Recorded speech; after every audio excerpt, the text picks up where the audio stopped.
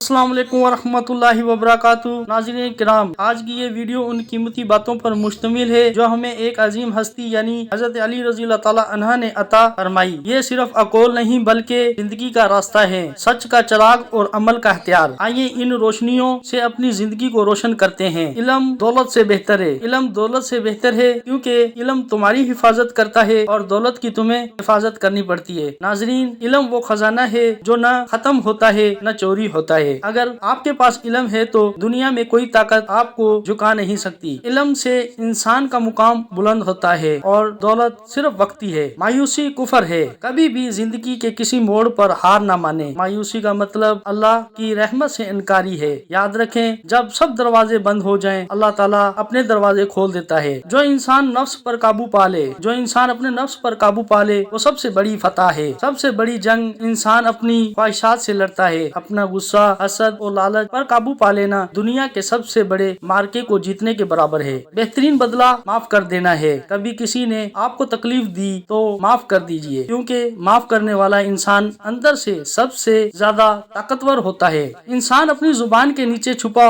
ہوتا ہے۔ ہماری پہچان ہماری زبان سے ہوتی ہے۔ نرم لہجہ، اچھے الفاظ، یہ آپ کو لوگوں کے دلوں میں جگہ دیتے ہیں۔ صبر کے دو اقسام ہیں۔ صبر دو اقساموں کا ہوتا ہے، ایک مصیبت پر، دوسرا گناہوں سے بچنے پر۔ مصیبت آئے تو صبر کرو، مگر جب نفس گناہوں کی طرف کھینچنے لگے تو خود کو روک لینا بھی صبر ہے۔ یہی صبر اللہ کو سب سے زیادہ پسند ہے۔